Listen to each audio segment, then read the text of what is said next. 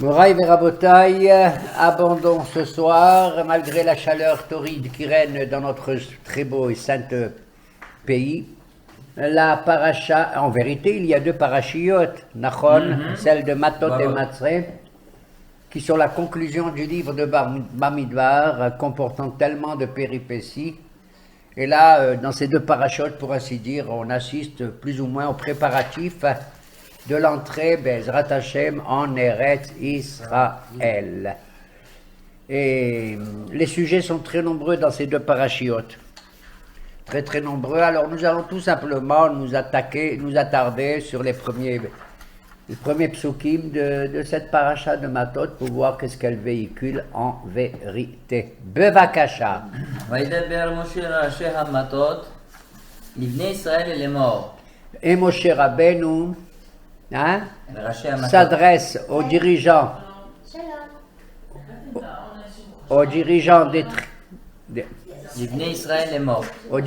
des tribus pour les enfants d'Israël en disant, en ces termes, afin qu'ils puissent leur répéter.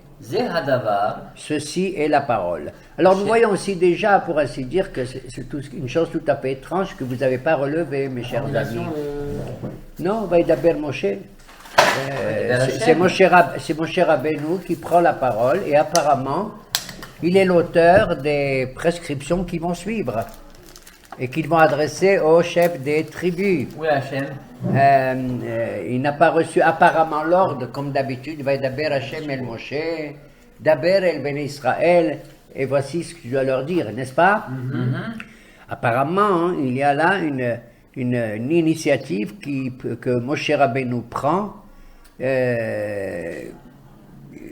qui probablement vient du fait que, comme on va le voir, dès qu'on approche d'Eretz Israël, les Juifs déjà apparemment sont doués de la parole et commencent à s'interroger sur tout ce qui va se passer. Ils commencent à s'exprimer et apparemment Moshe Rabbeinu veut mettre de l'ordre et voilà pourquoi il commence sa déclaration par le mot Zehadabar. Ceci est la parole. Ceci est la vraie parole. Qu'est-ce qui est la vraie parole d'après nous?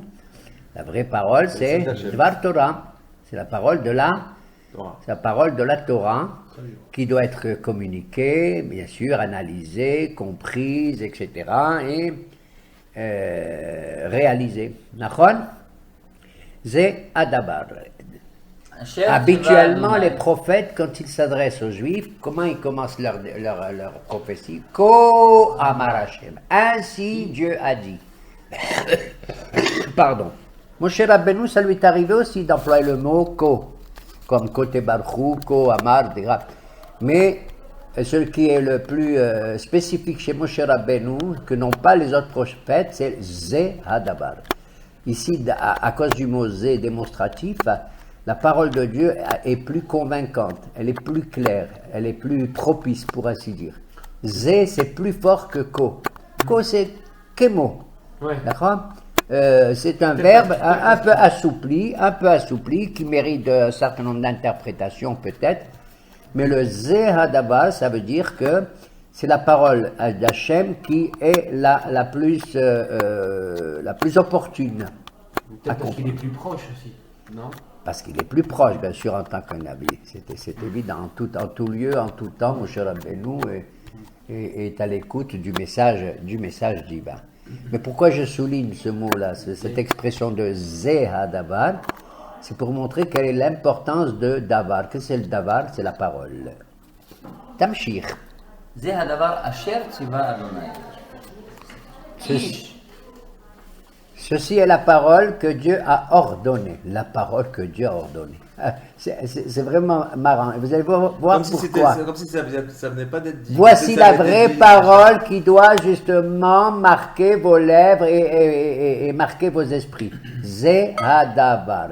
Or, brusquement, il faut donner une autonomie à l'homme, parce que l'homme aussi, il est doué de la parole. Si tu me dis voici la parole de Dieu, alors moi j'ai pas droit à la parole. Alors, oui, mais chaque mot, il a sa place, comme on dit chez nous. Mais d'abord, en premier lieu, Zé Hadavar, ceci est la parole de Hachem. Mais je sais que vous aussi voulez utiliser la parole dans certaines circonstances.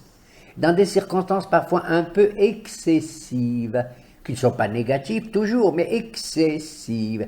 De quoi s'agit-il? Zehadavar ish. Ki dor neder l'Adonai. Lorsqu'un homme ça veut dire un être humain, ça touche également la femme, bien entendu. Hein? Quand il fait un vœu, Yidor neder l'Adonai. Faire un vœu, ça veut dire, c'est avec force déclarer quelque chose comme si cette chose t'appartenait à toi. Faire un vœu, ça veut dire que tu as le sentiment que tu vas décider dans ton existence quelque chose, peu importe la durée. Le vœu, ça veut dire la parole, elle m'appartient. T'as compris, Baba? Le vœu, ça veut dire, oui, jusqu'à présent, on n'a pas tenu compte de ce que je raconte, etc., etc. Mais moi, je vais considérer ma parole comme un neder. Un neder, c'est vraiment un vœu. Et le vœu, c'est ma volonté qui est à l'intérieur de cette déclaration. Vous avez compris? Ça veut dire neder, les nedarim. Il y a toute une gemara de nedarim qui parle que des vœux, mais les halachot, les concernant, c'est quelque chose d'absolument très, très, très difficile. Il faut se référer au poskim, il faut se référer surtout à Rambam dans Ilchot Nedarim. Ishki dor neder. Vous avez vu la répétition du verbe? Quand tu répètes un verbe, comme ça arrivait souvent. Vahaya im shamoa tishmeo. Si écoutez, vous écoutez. Patoa tifta. Quand tu veux donner un pauvre, ouvre bien ta main. Ouvre et tu ouvriras. Ouvrir, tu ouvriras. Ça veut dire ne sois pas radin, tu donnes. D'accord? Bien ouvrir la main, etc. La répétition d'un verbe signifie qu'il faut, de manière à 100%, exécuter l'action de ce verbe. Ishki dor neder l'Adonai, en mettant le bon Dieu en cause, pas en cause. Mais j'ai eu l'impression presque que tu prends Akadosh Baruch Hu comme ton acolyte dans la suprématie de la parole que tu veux. Le neder, c'est une espèce de suprématie de ma volonté à travers la parole, d'accord? Neder. Ishki dor neder l'Adonai. Hoishava sheboa. O hishaba sheboa. Soit sous la forme, la parole sous la forme d'un vœu, soit sous la forme d'un serment. Répétition ici aussi. Hishaba sheboa. Je jure que. Donc on apprend qu'il y a une différence entre le neder et la sheboa. On verra un peu plus tard que le neder se situe à un degré très très très élevé et la sheboa un peu plus inférieur, bien que le serment soit aussi grave dans un sens comme dans un autre, on verra. Mais pourquoi un homme il va faire un neder ou pourquoi un homme il va faire une sheboa? De quoi s'agit-il exactement? Les sorts, ils savent al nafsho. Monsieur ou madame veut s'interdire quelque chose. Les essor isar, mettre une barrière, créer un nouvel interdit. Vous êtes d'accord avec ça? Non. Dites-moi, il n'y a pas suffisamment d'interdits dans la Torah, mesdames? Chassam. Il y a des mitzvot assez, des mitzvot lot assez. Il y a en tout 613 commandements, 248 positifs et 365 comme les jours de l'année d'ailleurs, ou les nerfs que nous avons, 365 commandements négatifs. Ne fais pas ceci, ne fais pas ceci, ne fais pas cela, ne fais pas ceci, ne fais pas la nachon, avec les motivations qui sont sous-jacentes à toutes ces interdictions. Et tout se passe comme si, là, maintenant, Moshe Rabbeinu dit, Ish ki dorne deru shabash shiboale sorisar al nafsho. Tu te rends compte? Moi, je vous le dis, quand tu fais un interdit sur toi-même, ça veut dire sur ton nefesh. C'est une limitation de la qualité de ta vie, quelque part, de la manière dont tu vis. Donc, apparemment, moi, tout de suite, je m'excuse de vous le dire, j'appréhende le vœu et la sheboa comme quelque chose apparemment de négatif. Pas totalement. Le vœu ou le serment, je vous dis franchement, il est négatif sauf dans certaines conditions. Un vœu ou un serment, c'est bien lorsque la personne sent qu'elle a des faiblesses quelque part et qu'elle veut combler les lacunes et les trous qu'il y a dans l'exercice de sa raison, de ses sentiments ou de son comportement. D'accord? Prenons l'exemple La Harambam et d'autres, ils disent, la Gemara le dit, un homme il boit trop du vin. Disons le mot, il est ivrogne. Et il comprend la situation dans laquelle il se trouve et il ne peut pas s'en sortir. La seule manière pour lui de s'en sortir et de s'élever, de s'extraire de cette situation, c'est de faire un éder. Je fais le vœu de ne plus boire pendant un mois. Ou je jure que... C'est un neder Shoshimion.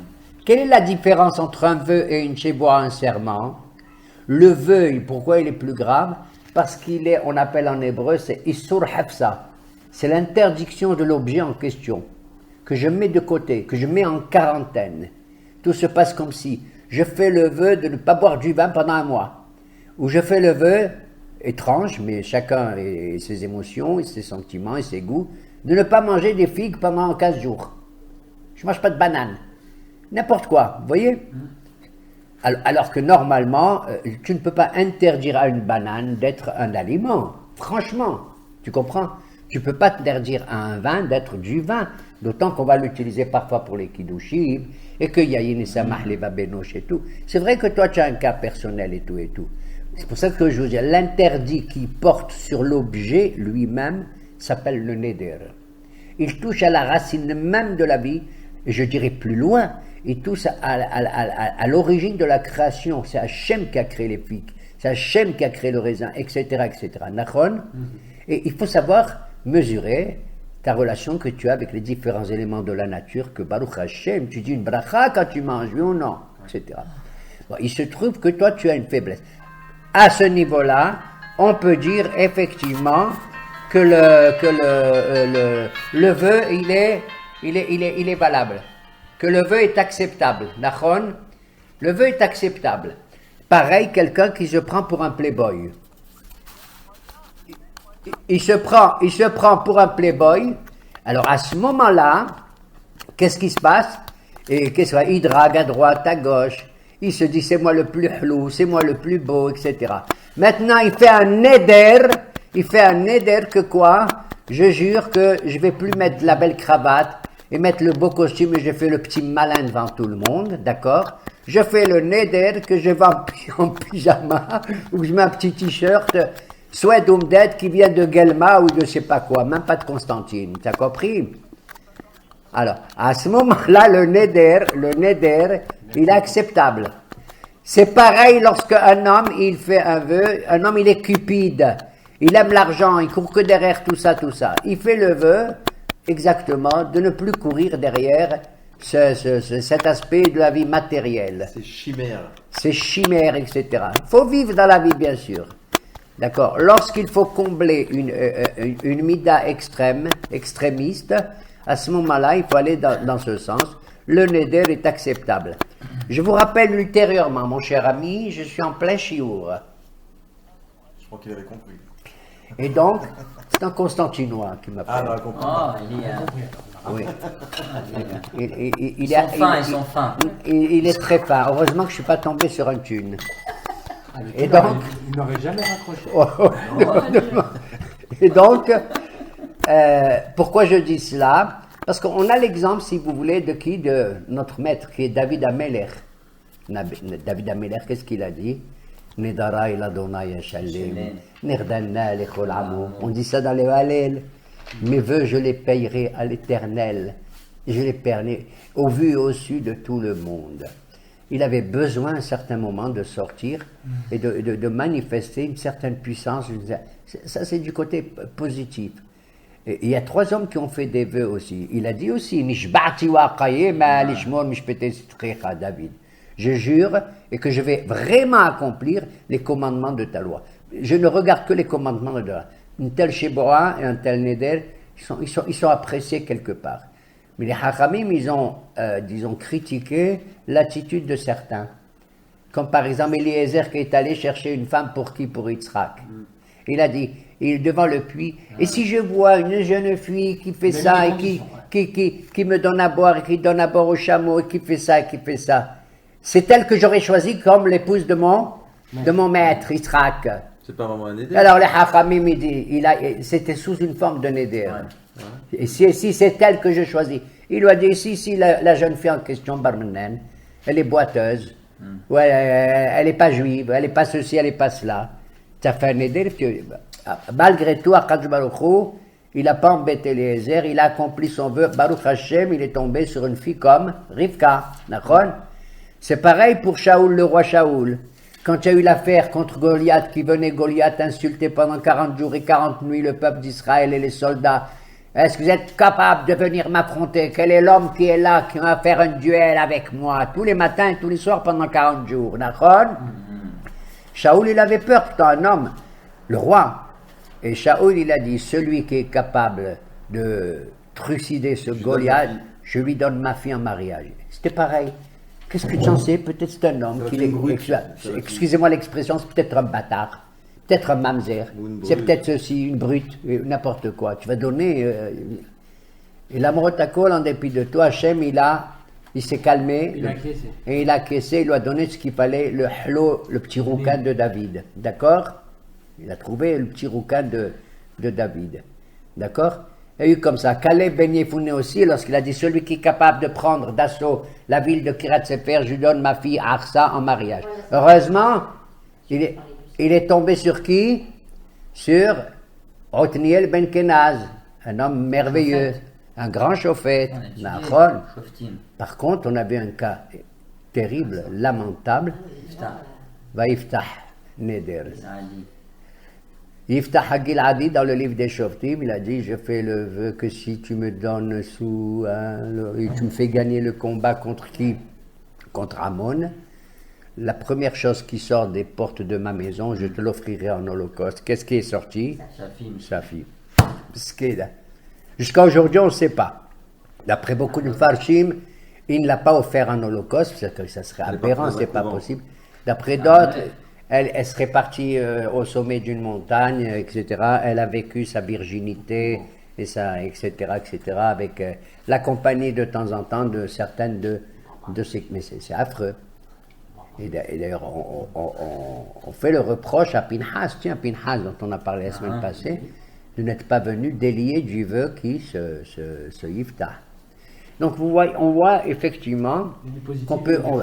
que le danger du vœu et le danger de la Sheboah, sauf si le serment, il se fait sous la coupe du Beddin, d'un tribunal.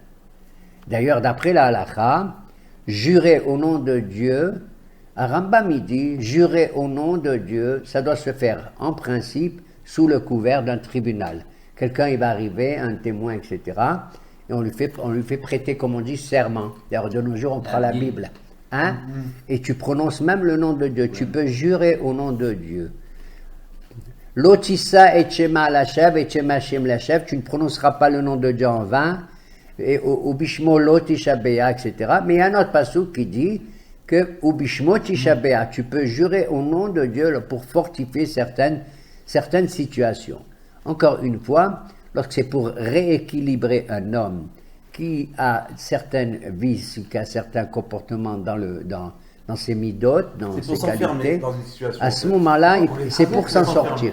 Ouais, mais on s'enferme en fait. Mais il faut éviter que dans nos sociétés, il y ait un comportement que moi, personnellement, enfant, j'ai connu un peu.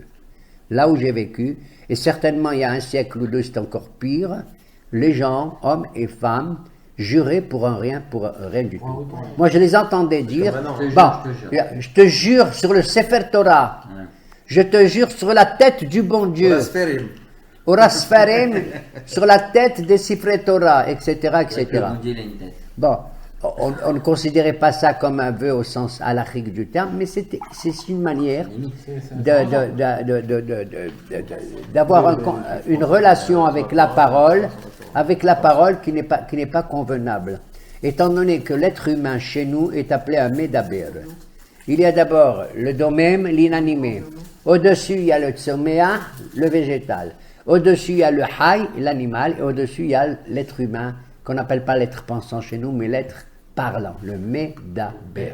Parce que toute pensée est belle, bien sûr, mais elle n'a aucune réalité, ce n'est pas concrétisé par la bouche, par la parole. Regardez par exemple que quand on sort de l'esclavage, de la servitude terrible, Le bon Dieu, il a décrété une fête, c'est étrange, elle s'appelle Pessah, la bouche qui parle. Nachon? Kol hamarbe lesaper bisiat Misraïm alezeh meshuva. La bouche, c'est la porte de l'esprit et de la pensée, d'accord? Et c'est elle qui peut justement... Moi, je peux penser toute ma vie de toi, de lui, dessus, à tout ce que je veux. Tu ne sauras pas. C'est pas bien. Mais il n'y a pas de conséquences immédiates sur toi. Mais si j'exprime ce que je pense de toi, Khalet, tu as compris? Oui. Si j'exprime la chose, c'est ça. On doit faire attention. Ani adaber, ani shalom, ichi adaber, hema la milhama. Moi, je pense la paix, et lorsque je l'exprime quand je parle, dit David Ameller dans une phrase, hema la milhama. Peu importe comment je parle, eux ils pensent. Voilà pourquoi Moshe Rabbeinu, dans cette paracha de Matot, d'abord il s'adresse aux chefs des tribus. C'est pas adressé aux anciens, aux sages et tout, aux Raché Hamatot, parce que ce sont eux qui peuvent, au niveau social, au niveau politique, etc., diriger les choses comme ils conviennent, d'accord? Et mettre au banc de la société ceux qui s'expriment toujours avec des vœux, et des serments, des serments et des serments. C'est utiliser la parole de telle sorte que, utiliser la parole comme ça, tu t'interdis des choses qui sont permises, tu feras plus tard, tu te permettras des choses qui sont interdites. Vous avez compris? Moi, je m'interdis. Tu t'interdis quoi? Ce qui est permis de manger une banane? Tu finiras par te permettre ce qui est interdit. Il n'y a plus de gvoul. Au niveau de la Shebora et du Neder, il n'y a plus de gvoul. Et le maître de la loi, qui est la Torah, n'a plus sa parole pour ainsi dire. N'a plus sa parole. Qui est-ce qui est doué de la parole dans ce comportement? C'est moi. Je suis l'étalon, d'accord, de la chose. Le maître étalon de ce comportement et tout. Comme je l'ai dit, lorsqu'il y a une volonté d'assurer, d'ajuster mes qualités, oui. De la même manière qu'on a vu, je crois, concernant le nazir. Un nazir dit « je suis nazir ». Et donc, il se voit interdire de boire du vin, de se couper les cheveux et d'avoir un contact avec l'impureté. Il veut s'élever presque à un degré de Cohen, Nachon? Absolument. C'est les lois du Cohen, pour ainsi dire, tout ça. À tel point que il y avait des nazirs du temps de Shimon HaTzadik, il a dit « je ne veux pas manger de leur korban », même s'ils ont réussi leur naziréa pendant 30 jours au minimum. Si je dirais, c'est 30 jours. D'accord? Mais il a dit une fois, il a rencontré un playboy, je te dis pas comme ça. Il avait les cheveux longs et tout. Je dis, qu'est-ce qui t'arrive? Toi, tu es encore un nazir, toi aussi, d'Atané, toi aussi, encore? Il lui a dit, qu'est-ce qui t'arrive? Pourquoi? Il a dit, écoute, un jour, j'étais en train de regarder dans le miroir. Le miroir de l'époque, il se regardait dans un lac. Dans l'eau, c'est un miroir. Et il a vu qu'il était tellement beau, il s'est dit, tiens, avec ma beauté, ma physionomie, je vais en faire des choses dans ma vie. Vous voyez ce que je veux dire? Il a dit, oh là là, le Etzerara, il m'attaque comme ça. Oh là, je vous jure que je veux devenir nazir. Je vais laisser pousser ses cheveux, je vais, etc., etc. Je vais avoir encore. Il a dit, je t'embrasse, comme ça il lui a dit. Moi, je t'embrasse, a dit Shimon HaTzadik. Il est là enterré, Nachon, Shimon HaTzadik. Tu es la seule personne, le seul nazir, et toi, ton korban, je le mangerai avec grand, grand, grand plaisir. Je le mangerai avec ma mâche, un très, très grand plaisir. D'accord? Donc, la paracha de Matot, elle commence par nous donner des indications sur s'il y a vraiment des besoins qui s'expriment, qui sont nécessaires, vitaux, je dirais, pour l'individu, oui. Sinon, regardez, les Sor, Issar, je m'interdis quelque chose. Le Neder, c'est que j'interdis la chose. Et ça, c'est le plus grave. Hefza, Issur Hefza. Tandis que la Sheboa, le serment, j'interdis à ma personne, pas la chose. Tu as compris? Il y a une différence, je vais dire, psychiquement parlant, le Neder, c'est beaucoup plus grave que la Sheboa. À tel point que même Rabbeinu Behaye et d'autres Mekoubalim disent que le Neder, ça touche les 3 sphères supérieures de la Kabbalah. Keter, Chochma et Bina. La racine de toutes les choses. Tu as compris? Alors que la Sheboa, le mot Sheboa, ça vient du mot Shiva, elle touche les 7 sphères inférieures. Sheboa, c'est Shiva. Les Issor, Issar. Je voulais rappeler également que cette situation n'est pas admise, effectivement, de voir les gens jurer, d'accord? Que il y a eu une période à l'époque d'un Gaon qui s'appelle Rabbi Houdaï Gaon, vers le 8e, 9e siècle. Les Gaonim. Les Gaonim sont des gens qui ont vécu après l'apparition du Talmud, qui a été terminé au 5e siècle. Après les Saboraïm, il y a les Gaonim, d'accord? Il y a Gaon, Rabbi Saadia Gaon, Rabbi Nehorai Gaon, etc.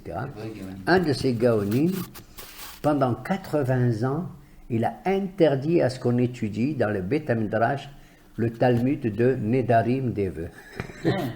Oui. 80 ans. Pourquoi?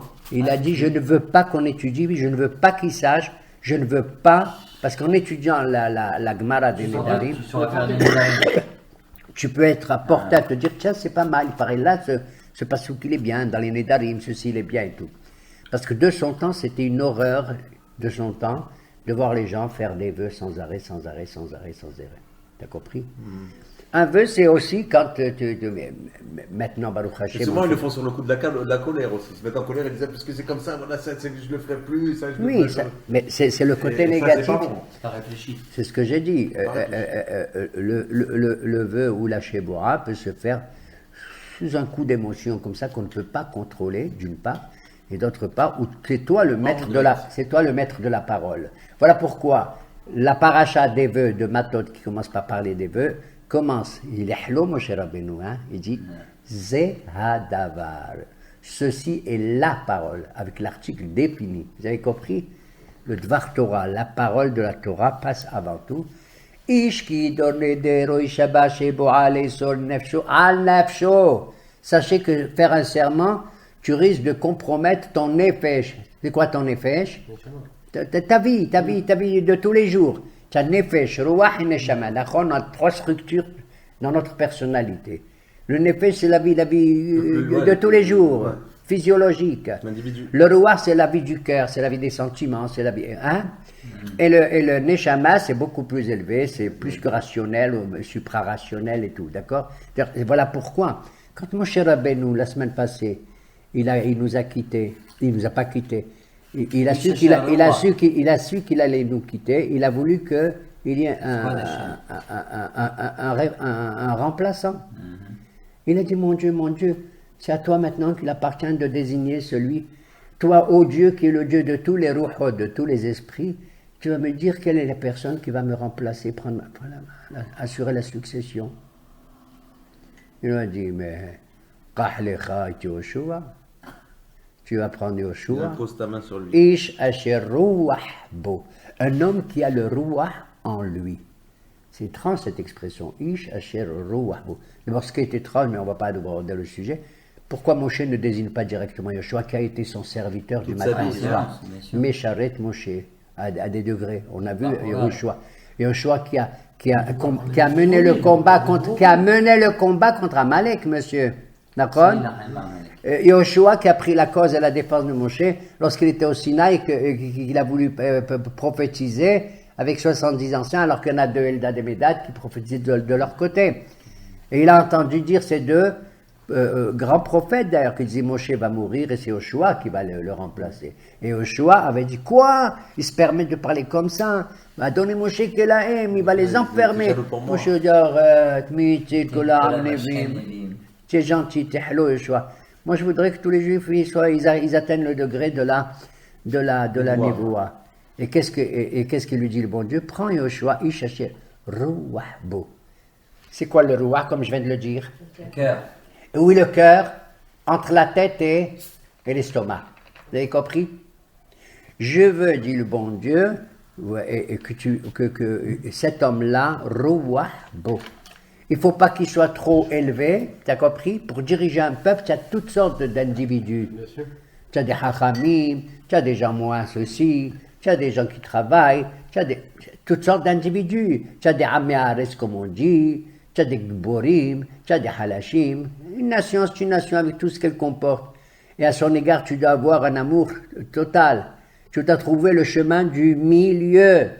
Ni un homme qui marque l'importance uniquement de l'esprit et dire moi ce qui compte pour moi c'est les datiyim intéressants et intelligents et tout, pas les autres.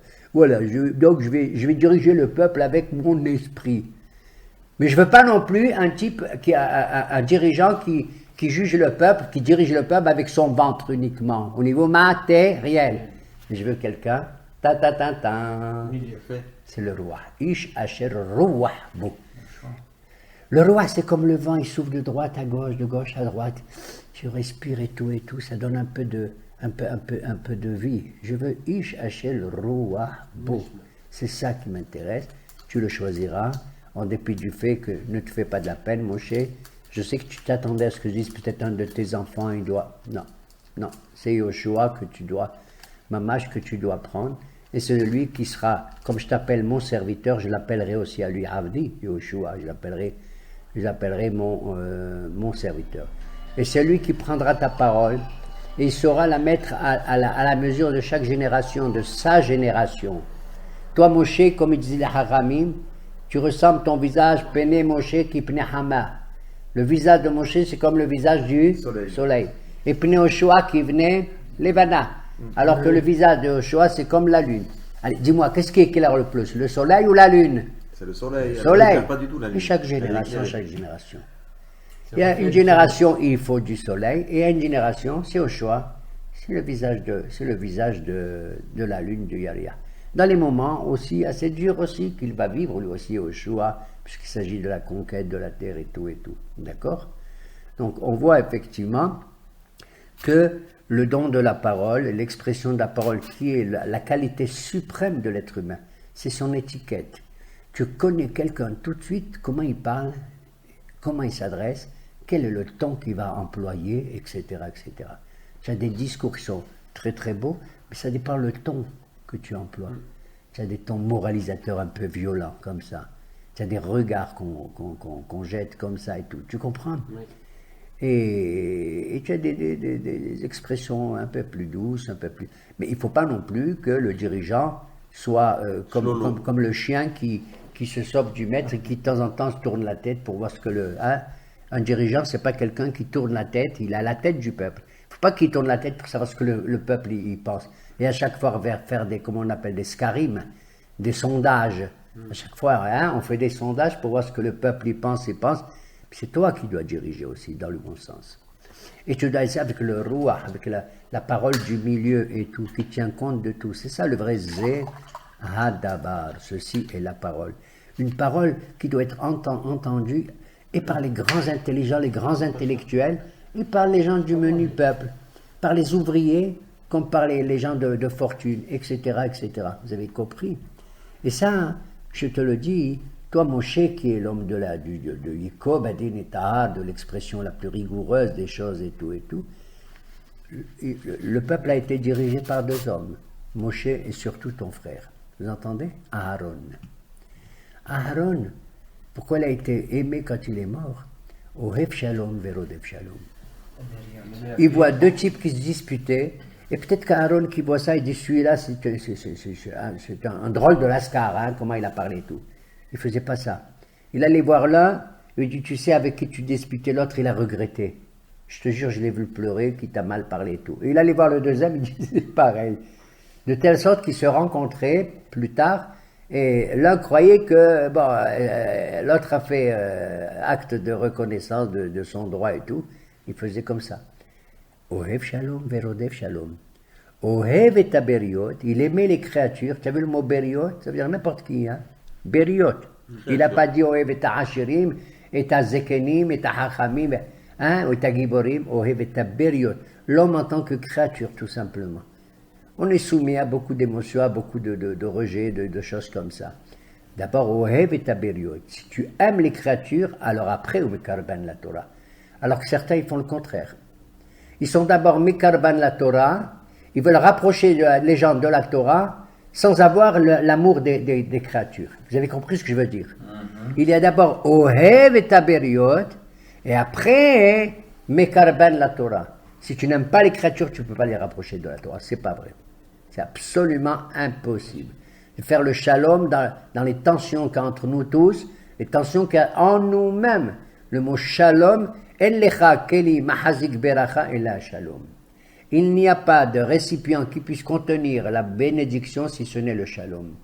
Et c'est le mot qu'on emploie dans toutes nos prières. On finit la Hamida, oh c'est Shalom Bimroma Vouya, c'est Shalom Aleinu, d'accord? Bah, toujours. Cette paix qui existe entre les anges et tout, qui n'ont pas de rivalité, de concurrence entre eux. Tu vas voir Michael, tu dis, dis-moi, t'as vu Gabriel? Ah, Gabriel, il est merveilleux, c'est le champion du feu, c'est le champion du combat. Je peux pas, je peux pas, il n'y a que lui. Tu vas voir Gabriel, tu dis, qu'est-ce que tu penses de... Oh, Michael, comme il est gentil, comme... Ils n'empiètent pas l'un sur le domaine de l'autre. Ils n'empiètent pas l'un sur le domaine de l'autre. Les malachim. Pourquoi on dit, oh, c'est Shalom Bimlomav, toi qui fais la paix dans les hauteurs célestes, alors c'est cette paix que je veux. D'ailleurs, comment on accueille le Shabbat avant de faire le Kiddush? Shalom Aleichem, Malaché Hasha. Tu te rends compte? La paix sur vous, ô ange de la paix, etc., etc., etc. Que même l'ange du mal, entre guillemets, c'est un ange dont on a besoin. Je vais raconter une petite histoire que j'ai entendue il n'y a pas longtemps, une petite anecdote à propos du Ra, de l'ange du Ra, le Malachara et le Malachatov. On dit quand on revient de la synagogue, d'accord, il y a deux anges qui nous accompagnent. Et ils arrivent comme ça, puisqu'on leur dit Shalom Aleichem, et ils voient le Shabbat, si tout va bien, si tout ça, enfin, on y voit la trique, la table elle est bien mise, elle est belle, elle est propre, elle est bien, hein, ou quelle odeur et tout, et tout, et tout. D'accord, d'accord. Un beau jour, il y a un homme, il entend sa femme, mais ce qu'elle a depuis de longues années, elle veut bénir ses enfants, à elle et à lui. Et elle dit la bracha qu'on connaît tous, Amalach Hagoel ti mikorra yebarech eta tanearim. Amalach Hagoel, c'est une phrase que, comment il appelle, Shlomo, Yaakov Avinu a dit, Amalach Hagoel oti, l'ange qui m'a sauvé, hein, mikorra de tout mal, yebarech eta tanearim, il bénira mes enfants. Alors la pauvre maman, elle voulait bénir ses enfants et le mari il écoute. Qu'est-ce qu'elle a dit? Amalach Hagoel oti mikol, virgule. Ra yebarech et aneharim. Tu as compris? La pauvre femme elle ne savait pas. Elle dit Amalach Hagoel mikol, l'ange qui me sauve de tout, virgule. Ra yebarech et aneharim. Je traduis. Le mal, du mal il bénira mes enfants. Vous entendez? Alors il s'est mis en colère. Il suffit de dire comme ça, comment? Elle dit, mais c'est ce que j'ai appris depuis ma maman, mais toujours cette phrase, elle disait comme ça, elle mettait la virgule ici. Amalachago el mikol, tac, ra'i barakat al-naharim. Je ne vais pas être à la place de maman, elle m'a toujours ça, c'est comme ça que... Le vendredi d'après, pareil, le Shabbat d'après, elle recommence, c'est pas possible. L'homme, il a dit, je vais inviter un rabbin, et il a invité un rabbin pour qu'il fasse la paix entre eux, le shalom. Et qui lui explique, etc. Il lui dit, comment vous faites? Elle a fait comme ça. Alors le rabbin, il a réfléchi. Il a dit, vous avez appris ça comme ça? D'abord, elle lui a dit, oui, c'est comme ça, moi j'ai appris, et je trouve que c'est bien comme ça. Alors il se tourne vers le mari, il lui dit, écoute, elle n'a pas tort quelque part. Il lui dit, ah bon? Il lui dit, non, il y a une manière d'interpréter les psukim, tu sais, Baba. Il y a une manière d'interpréter. Il lui a raconté l'histoire des deux anges qui viennent à la maison le vendredi soir. Tiens, un malach Tov et un malach Ra. Si la maison n'est pas comme il convient, le malach Ra il dit, ouais, shalak, toutes les Shabbats, ça soit comme ça.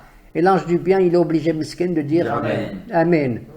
Maintenant, si c'est le contraire, et que la maison elle est belle, c'est Shabbat, on sent, et c'est merveilleux et tout, à ce moment-là, c'est l'ange du bien qui dit, Ratson, toujours cette maison, elle soit belle et pleine de paix, et bien qui est du whisky, qui est tout ce qu'il faut, comment dire, bonne viande, que ça coule à flot et tout. Et le malach Ra, qu'est-ce qu'il dit? Amen. Amen. Alors il dit au mari, ce Rav, il était hello quand même. Il dit, c'est ça qu'elle veut dire ta femme. C'est ça qu'elle veut dire. Amalach Hagoel oti, l'ange qui vient me sauver, c'est l'ange du bien. Il va dire, c'est bien ici. Ra, même l'ange du Ra, Yibrech et Aniharim. Je vais obliger même l'ange du mal, du Ra, à bénir mes enfants. Elle a renversé, le Rav, il est extraordinaire, il a renversé la vapeur.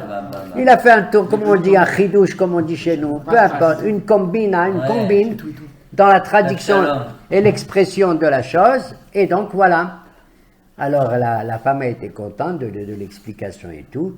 Et le mari a dit, ah bon, mais le mari de Saul lui-même, il dit, franchement, c'est pas le pshat, c'est pas le sens littéral des choses.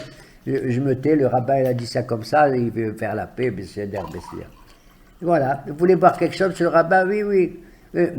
Pardon madame, maintenant je vais vous dire, ce que vous avez dit est très très beau, c'est très bien, c'est une idée, tout ça.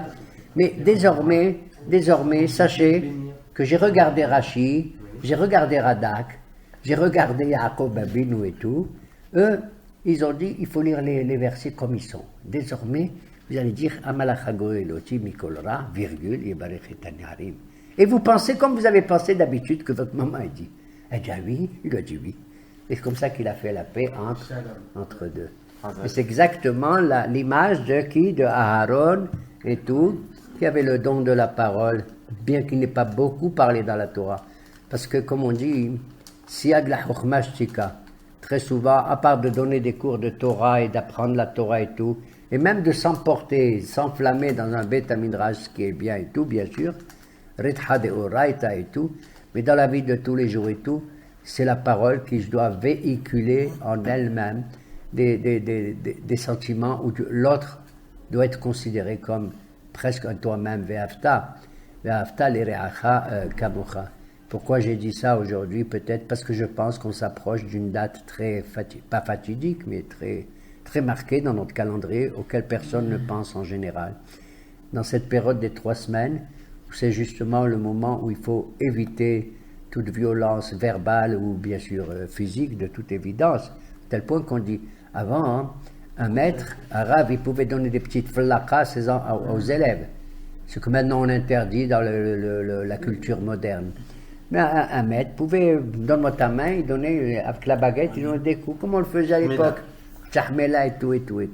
Bien sûr, il faut éviter, il ne faut pas faire mal à l'enfant et tout, mais il faut qu'il y ait quand même une certaine rigueur d'âme. Mais ils ont dit, par contre, dit la halakha, par contre, si le rav a l'habitude de donner une falakha aux élèves, pendant les 3 semaines entre le 17 Tammuz et le Tchabeb, il faut pas donner l'occasion au Satan d'intervenir et tout. Il faut pas faire ça. Pendant cette période, il y a une attitude comme ça. Il y a des heures pendant lesquelles, par exemple, il ne faut pas marcher, mais ça c'est un minag. Il ne faut pas marcher entre la 4e heure et la 9e heure, entre le soleil et l'ombre. Ben shemesh la tsel. La 4e heure, par exemple, si le jour se lève à 6 heures, ça veut dire de 10 heures du matin jusqu'à 15 heures de l'après-midi, jusqu'à 3 heures de l'après-midi. Sinon, on est soumis à ce qu'on appelle le Ketev Meriri. Le Ketev Meriri. Non, tu peux traverser, parce que dans la ville, partout. Mais ça a été dit pas dans la ville. Pas dans la ville où on vit là. Parce que dans la ville, tu as des immeubles, tout ça, tu as de l'ombre, tu as du soleil, de l'ombre, du soleil. Non, il parle dans une zone campagnarde, dans la campagne. Quoi, Ketev Meriri? Ketev Meriri, c'est le nom d'un mazik, d'un être, quelque chose comme ça. Bon. Mais on ne prête plus attention à ça maintenant. Aujourd'hui, on est plus... On ne prête pas attention à cela. Si vous lisez le Rambam, jamais il utilise certains textes qui sont dans le Talmud aussi, qui parlent des Shedim et des choses comme ça. D'ailleurs, il a dit lui-même, de notre temps, on ne tient pas compte de tout. Et il vaut mieux ne pas... Je l'ai signalé parce que on est dans les 3 semaines et tout, et comme ça. Et pourquoi j'ai signalé ça aussi? À propos d'Oev Shalom et Rodef Shalom, il y en a un auquel on ne pense pas, et c'est bientôt Rosh Chodesh, c'est quand? C'est lundi. Lundi. C'est lundi. Dimanche soir. Et donc lundi, c'est Rosh Chodesh, c'est le premier Rav. Pourquoi cette date est importante? Parce que c'est la mort de Aaron HaKohen. C'est le seul personnage dans la Torah où la Torah a exprimé clairement la date de sa mort. On l'a lu la semaine dernière dans la paracha de Hukat. Comment ça m'a fait clairement? C'est écrit, Bechodesh Arebi'i, Behad la Chodesh, Nissan, Iyar, Sivan, Tammuz, Av, Hamishi. Au 5e mois, au premier jour du 5e mois, M. Aaron il est monté au Hora'ar, accompagné de Moshe Rabbeinu. On a raconté cette histoire, et de comment son fils Elazar. Donc, personne ne fait... Pardon, attention, à cette date-là, c'est la seule qu'on connaisse. Même Moshe Rabbeinu, on ne connaît pas la date de sa mort. On l'a déduit, d'accord? Qu'il est mort et serait né le même jour, le 7 Adar. C'est pas écrit pour Moshe Rabbeinu. C'est pas du tout écrit. C'est marqué sur Aaron, là. Non, c'est pas écrit la date. Non, pour Aaron. C'est Aaron, c'est marqué. Je sais pas, je vois pas là. Alors tu regarderas Nahukat, hein, c'est pas le moment de rechercher. Hein, tu as un homme qui lit la Torah, hein, apparemment. C'est écrit. Dans la paracha de Hukat, c'est écrit. 42 à dire, Dans la même paracha, il est question de la mort, la pauvre de Myriam. Oui, bien sûr, c'est ça. Il est question de la mort de Myriam. Là-bas, on sait qu'elle est morte. Elle est morte en Nissan, mais on ne connaît pas le jour. D'accord? On se souvient qu'après sa mort, il y a eu une révolution, des Juifs qui ont dit on a soif, on a faim et tout. Au lieu de consoler les Avelim, les endeuillés que sont mon Sharon pour la mort de cette femme extraordinaire, ils se sont comportés comme Gum et tout ça, etc. Besséder. Ok? Alors donc on continue. Ze adabar shetziva Adonai lemor. Ishki dorne de Radona ou isor isar al nafsho. Lo yahel de Baro. Lo yahel devaru. Ta ta ta ta. Dans le même passouk. S'il sort malgré tout un mot de sa bouche, au nom du Neder ou au nom de la Shebha, il ne peut pas dire cet homme une heure après, le vœu que j'ai fait n'est pas valable. Lo yahel. Ce vœu que j'ai fait, il est profane. Houlin. Non. Pourquoi tu ne peux pas toi-même? Parce que la parole qui sort de la bouche d'un homme, elle est Kodesh. Elle est Kodesh, elle est sainte, la parole. Créatrice est sainte. Et sainte. Parce qu'elle a dit le nom de Dieu. Elle est tellement. Toi, tu as considéré le vœu que tu as fait comme quelque chose d'extraordinaire. Dis-moi, tu vas te donner le droit maintenant de profaner l'Oyahel de Baro, de profaner ta parole à toi. Comment un homme qui, maintenant, il dit ma parole est sainte, elle est comme elle est. Une heure après, il dit elle vaut rien du tout. Non, c'est pas normal. C'est pas normal. C'est comme s'il dit je suis blanc et après il dit je suis noir. Je suis gentil, après je suis méchant. Je te fais ça, après non, je te fais pas ça. Non. Il faut que le oui d'un juif soit un oui et que le non soit un non. Vous avez compris? Le mot en hébreu oui dans la Torah c'est hen. Hen. Pourquoi c'est les lettres hen, he et nun? Parce qu'on dit que chaque lettre de l'alphabet, par exemple, se marie avec une autre pour former le chiffre 10, qui est un chiffre complet. Par exemple, le Aleph, qui veut dire 1, il se marie avec la lettre Tet, 9, pour faire 10. Ça fait 55, ça fait 55. Bet avec le Het, le Bet, 2 avec le 8, Het, ça fait 10. Gimel avec Zayin, le 3, Gimel avec Zayin, 7, ça fait 10. Dalet avec Vav, le Dalet 4 avec Vav 6, ça fait... Qu'est-ce qui me reste? Le He reste toujours lui-même, il est tout seul. Il est seul. Et le He, avec qui il peut se marier pour être un vrai He qu'avec lui-même. He, 5 plus 5, ça fait combien? 55. Ça vous plaît? Ça fait 10. Les thunes qui sont là, ça leur fait plaisir. Attends, je dis que le mot oui en hébreu dans la Torah, c'est le mot hen. Le noun maintenant, prends le noun, il est dans les dizaines. Pour faire 100, pas pour faire 10. Tu prends, comme on a dit tout à l'heure, le yud avec le tzadik, qui est 90, ça fait 100. Tu prends le kaf avec le p, 20 et 80, 100. Tu prends le lamed, 30, avec le hed aïn, 70, ça fait 100. Tu prends maintenant le même, 40, avec le samer, 60, ça fait 100. Après le même, qu'est-ce qu'il y a? Le noun. Il est tout seul, le 50. Pour faire 100, il n'y a que lui.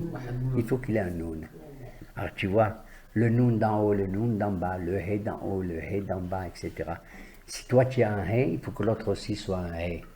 L'équivalence. Tu as compris? C'est ça, que ton oui soit un oui et que ton non soit vraiment un non. Donc, on accepte avec beaucoup de difficultés, c'est pour ça qu'il y a une Gemara très compliquée qui s'appelle Maseret Nedarim, et que Lo Yahel Devaro, cet homme-là ne peut pas profaner, sauf s'il a fait un vœu, une Sheboua. Il ne fera pas profaner sa parole. Il ne doit pas profaner sa parole, mais si Torque de Dibour, il change d'avis. C'est quoi Torque de Dibour? Je fais le vœu de ne pas manger des bananes. Shalom Alecha, Mori Verabi. S'il a le temps de dire bonjour, Shalom sur toi, mon maître et mon rab, il dit non, j'ai regretté. C'est valable. Le vœu n'intervient pas. Mais si c'est au bout de combien, 10 secondes ou 15, c'est fini. Devant qui lo yahel. Lui ne peut pas profaner sa parole. Impossible. Mais de là j'apprends que d'autres peuvent le faire. C'est qui? Soit un rabbin moumhe, expert de la parole, et qui va essayer de faire la hatarat nedarim, de le délier de son vœu, en lui posant 1001 questions, trouver la faille dans ses propos et tout. Mais tu te rends compte ce que tu as dit? Psken à la banane, qu'est-ce que tu as fait, etc. Des choses de ce genre. Ou alors, s'il n'y a pas un expert moumhe devant trois juifs qui font des beddin, qui font un beddin, qui l'écoutent, etc., etc. Voilà pourquoi je conclus. À l'approche de la fête de Kippour, on va tous jeûner, on va tous penser au Kohen Gadol qui entre dans le Saint des Saints. Et même quand il sort du Saint des Saints, il a une prière très courte. Vous avez vu la parole, comment elle est courte du Kohen Gadol là-bas? C'est de la folie, hein. Mon Dieu, parce que les Juifs, ils ont peur. Ça suffit de parler, ça suffit de prier trop longtemps. Non, je voudrais te dire, mon Dieu, que les Juifs, ils ont chaud actuellement, c'est le mois de Tammuz, c'est le mois de Tishri, et je voudrais pas que le mois de Tammuz, comme maintenant, soit trop chaud et tout et tout. D'ailleurs, je vous donne un petit hidouche, Moraï Verabotai, qu'il y en a qui disent que Tammuz, ça s'écrit Taf Mem Vav Zayin, et ils disent que Taf Mem Vav Zayin, c'est Mitzvah Teshuva ve Zeriza. Nahon, Mitzvah Teshuva ve Zeriza. La mitzvah, c'est la teshuva et rapide. Mais moi, je vous donne un nouveau notaricon des Rachetebo de Tav Mem Vav Zayin. Taf Mem Vav Zayin Tammuz. Lo. Tafailu Mazgan ve Zehouze. Mettez le Mazgan et c'est tout. Profitons de la chokhma que Dieu a donnée à tous les travailleurs qui sont dans les chantiers, qui s'occupent des murs, qui s'occupent de la peinture, qui s'occupent des Mazgan et tout. C'est grâce à eux que l'on vit dans un beau mois de Tammuz, Bezrat Hashem, qui nous attend. Et nous passerons comme ça de bonnes vacances. Amen. Kenny Ratzon.